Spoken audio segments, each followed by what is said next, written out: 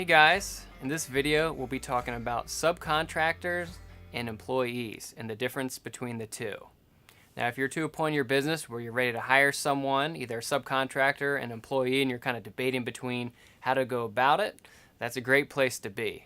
For us personally in our business, Jeremy and I have had employees before and we've had subcontractors. We've used both and we've kind of over the years leaned more towards subcontractors.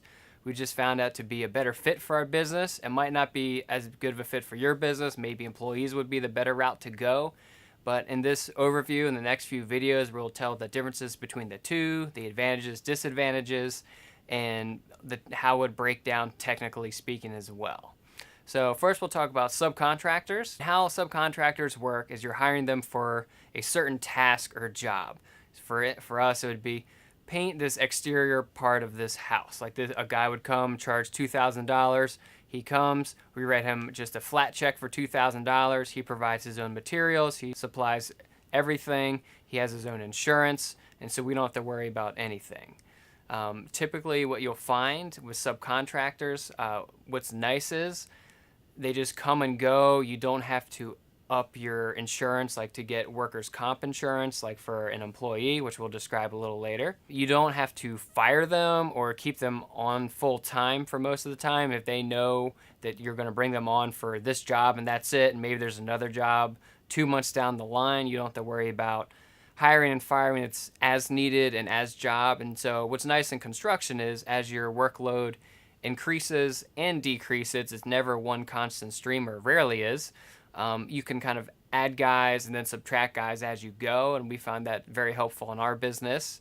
Technically speaking, you cannot control a subcontractor. You can't tell them what to do and how to do it, but in reality, no one's typically watching this, and a lot of times we'll see guys who will act like hourly workers work as subcontractors. That's a little more gray area, but it happens a lot in contracting, and as long as they're providing invoices for their work performed and they can charge an hourly rate for it, but they do need to supply invoices, and every time we'll do it every 2 weeks or so, but they have to take care of all their taxes, all their insurance, and that's how they have to go about it. It is a really nice way to test out a future employee. If you bring them on as a subcontractor and say, hey, this is a test for 3 or 4 weeks, and then if it works out, we want to be an employee.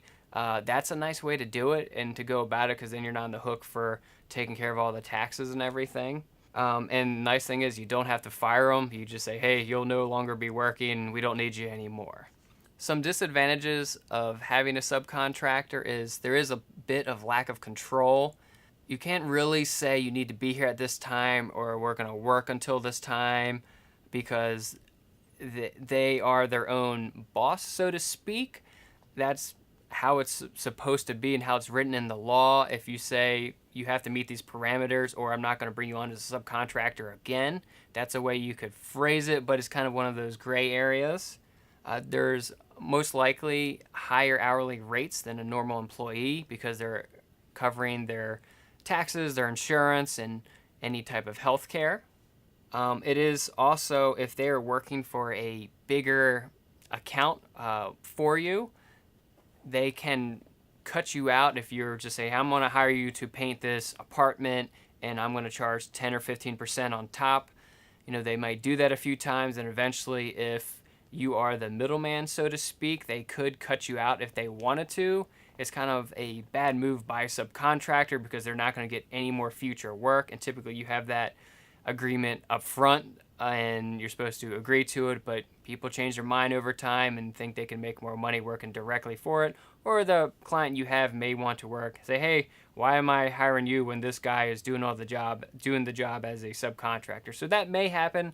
Doesn't happen often, but just letting you know it's a potential pitfall of having a subcontractor. Now we'll talk about employees. Now, employee is what you would expect. You would have more control. You control when they show up, when they leave, what their hourly rate would be. Of course, they would have to agree to it to work for you.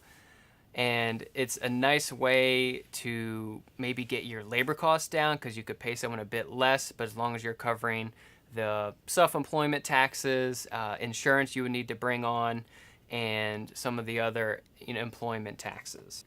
It can be more profitable because they have lower wages. And the nice thing is you can tell them where to be, when to be there, and it's just the element of control is a bit higher.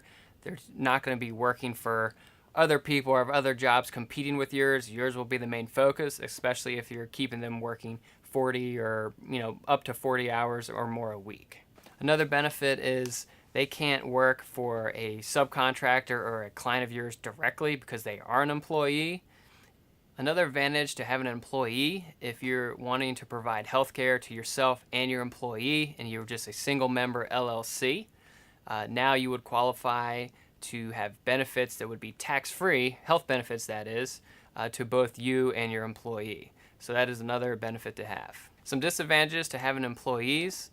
Number one, you're agreeing to provide them for most of their work and most of their pay. So providing 40 hours a week for someone is definitely a bigger responsibility, and sometimes the workflow doesn't work like that, and you may pay him for full days when they're not working full days. Just depends on your agreement you make with them up front. You're also on the hook for payroll taxes, which cost a bit more. You're also on the hook for workers' compensation, which is pretty big for the construction industry in general. So if you pay your employee $100, a lot of times the unemployment compensation is 14 to 20%. I think for the painting industry, it's about 18% right now. So for every $100 you pay them, you're paying $18 in workers' compensation insurance. So that can be one of the big deterrents to have an employee because it just costs a bit more. If they work above 40 hours a week, typically you have to pay overtime. Depends on what state you're in, but most of the states, I believe, require after 40 hours a week, you're paying time and a half. So if you have a lot of work to get done in a week and they're working 60 hours, you're going to be paying a bit more for the hourly rate.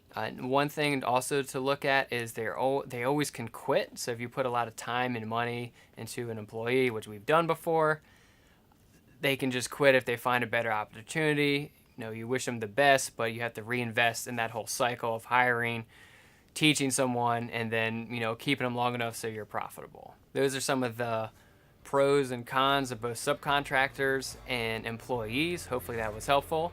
We'll see you in the next video.